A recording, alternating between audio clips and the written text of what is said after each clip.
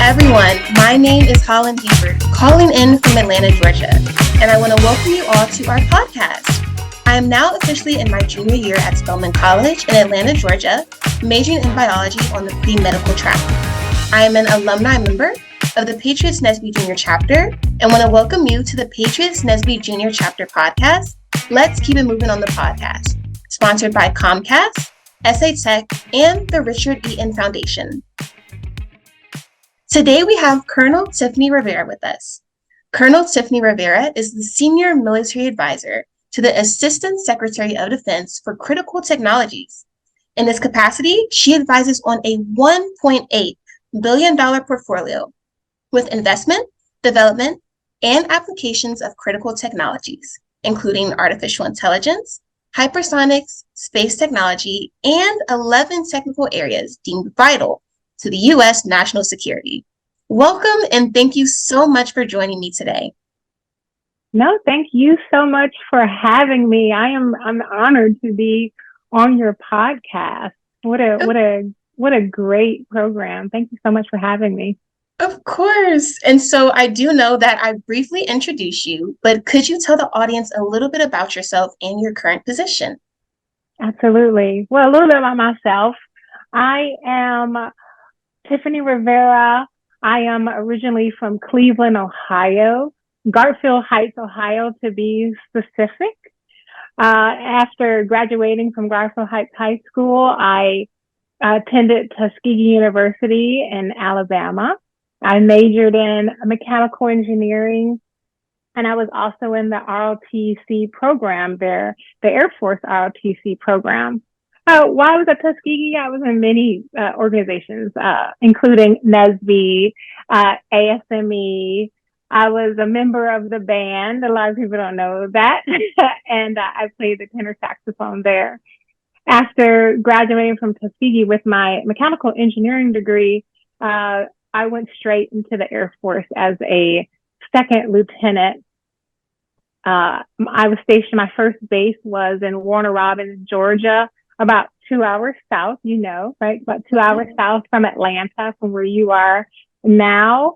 There, I was a aircraft battle damage repair engineer for the C-17 aircraft, and later I was qualified for the entire strategic airlift out there.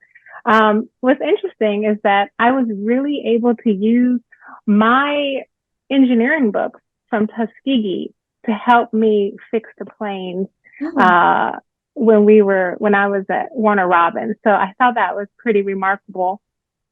I've had a breadth of different careers within the Air Force. After Georgia, I went to San Antonio, Texas, Los Angeles Air Force Base.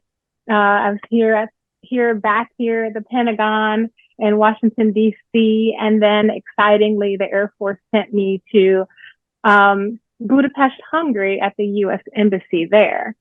So within those places, I was an aircraft battle damage repair engineer. The Air Force prepared me to be San Antonio to be train me to be a computer network attack engineer, telephone network attack. Then I changed roles where I was working on the GPS satellite. I was the navigation payload lead in Los Angeles Air Force Base. And then once I went to the Pentagon, the Air Force had me briefing on Capitol Hill, different space programs out there. So many different things. I even, throughout my 21 years of service, I got to serve as a fellow at NASA. Wow. And I thought that was pretty outstanding. And from there, I went to Budapest, Hungary at the embassy, and had the opportunity to work with the amazing professionals and soldiers of the Hungarian army, and help transition different technologies over to them and our allies. Wow. So that's a little bit about me. Sorry, that's too long. Wow. So it seems like you've had many roles throughout your career. And so as a child, did you know that this is where you wanted to be? Absolutely not. Absolutely not. I I originally wanted to be a dentist. Mm, Um, but then when we started dissecting frogs in what mm, seventh, eighth grade, I realized I don't really like blood. mm, Um, but I was one of those girls who did, I enjoyed working with STEM products for Christmas, and I would ask for race car things. I would ask for dominoes, and I enjoyed helping my dad, who was an electrician. I enjoyed all of those things, but we didn't call it STEM back then. mhm, But I did know I was interested in that, so somebody put me on the path. Maybe you want to be an engineer. mhm, So then I started kind of going down that path. I did like a internship with NASA in Cleveland, Ohio, um, and that's where that's kind of got me into that mind frame. Now, from a Air Force point of view, I had never even seen a real life military person before Tuskegee. mhm, So I had no idea. I am a true product of recruitment, really works. I was leaving mhm. the cafeteria one day and the recruiters were out on the Ave and they said, "Hey, you want a free t-shirt?" I said, "Sure." "You want a free water bottle?" "Absolutely." "Do you like paying for school?" "No, I do not." Yeah. And so that brought me into the Air Force, and I only thought I was going to do 4 years, but you heard my career path, and it has been absolutely amazing. So I'm still in at 21 years. Wow. And so I know you kind of briefly talked about your roadmap and, being your dad being an engineer, I believe. Is that what you said? Your He's an dad, electrician. Yes. electrician, and, being at Tuskegee. So were there any mentors along the way that kind of helped you get to where you are today? Absolutely.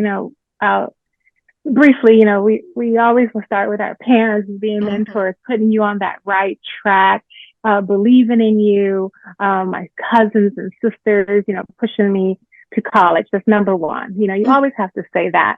Uh, Other mentors, I would say two of my favorite high school teachers who also pushed me going to a historically Black college, getting me involved in maybe learning different languages, uh, um, just keeping me on track. I did a study where I went to the community college my 12th grade year, and that helped me out. That's my mentors were teachers. And then after that, I've always had like a myriad of mentors when it comes to, I had someone that was my peer. I had someone that was maybe um, a couple of ranks higher than me that I can bounce kind of my career path off of, and I and I didn't just stick to having like maybe a mentor who was African American or who was a female. I think every base that I went to, I gravitated someone that I knew that I was inspired by, and that could help me move on uh, to another level in my career. And mhm, even when it was time for me to become a mother, maybe I wasn't looking for a career mentor. I was looking for a nice mom, wife mentor. So mhm. having a mentor, I'm glad you asked that. Having a mentor is so important in your career path and helping you make those hard decisions where, you don't know where you're going to end up next. Mhm. And so, kind of on that topic of mentors, how do you think you were able to find such good mentors? Because I know you talked about a few that you've had throughout your life. And so, what kind of made you gravitate towards those individuals, or how did they end up in your life? I just wasn't afraid to take on new opportunities. I wasn't afraid to ask the hard questions. And I wasn't afraid to take the job that other people didn't want to take. And so you get into that point where you're not afraid of those new opportunities, you kind of open yourself to a new environment of different people that maybe you haven't crossed paths with before. So once you're in that environment, you look at someone that's doing something that you, like I said, you will admire, and you ask them if you can get on their calendar. You say, I would say, ma'am, I'm so interested in what you're doing, or I read your bio. Do you mind if I spend some time with you and get on your calendar? And once you get into that room, number one, you may find out that they're just a normal person. We had this thing in our head where we put people up on these pedestals, but when you get into that one-on-one environment, they just kind of turn to this normal person that you feel like you can talk to. And once I get that energy with a mentor, I asked if I could be their mentee, if they could mentor me on. And the biggest thing, I believe, you stay in touch with them. Thank you so much. This has been a very enlightening conversation so far. And I do have one last question. So I do understand that you went to Tuskegee University, for those that don't know, an HBCU. So what was it like attending an HBCU for undergrad, and what impact did that have on you? Oh, I love Tuskegee. and I know, being a Spelman woman, going to an HBCU is just such a remarkable piece of history that you are instilling into your heart, into your legacy. Number one, you don't realize it, but at that time, this is you being at the school. This is probably the last time before you go into the professional world that you are surrounded by people who look like you 360 degrees. And that's really special, and I would love to I'm glad I took advantage of that. The relationships that we developed at that HBCU is still going on, over 20 years ago. And I still keep in touch with, my ROTC friends. We have a WhatsApp group that we talk almost daily. So the bond is so strong. The professors and the teachers, they really believe in, you need to leave this school and represent Tuskegee. And you feel that. When you leave your school, you have to represent this historically Black college, and it starts right away. So the legacy of Tuskegee is so strong that it really runs through all of the students' blood, and just feeling like you're a descendant of the Tuskegee Airmen, is very special to me. And when we were there, we had the opportunity to, hear them talk personally, hear them speak to us and let us know their struggle. And because of their struggle, we are here today. We are able to represent them. We are the Tuskegee Airmen's wildest dreams. That was absolutely beautiful. I want to thank you so much for joining me today, because I do understand that your schedule is very busy. So I appreciate you so much for being able to join me today. Well, this is my favorite part of the day. I love doing things like this, and I'm greatly honored. Thank you. And to all of our listeners out there, I hope you all enjoyed that interview. I want to thank each and every one of you for jumping on the Let's Keep It Moving on the podcast. We must also thank Comcast, SA Tech, and the Richard Eaton Foundation for sponsoring this podcast. If you would like to hear this podcast or share it with your friends, please go to Patriots Nesby Jr. website, www.patriots-ttc, or please send us an email at podcast@patriots-ttc.org and let us know what you think about my show. Until my next show, let's keep it moving on the Patriots Nesby Jr. podcast. This is Holland. This is Tiffany Rivera. Signing off.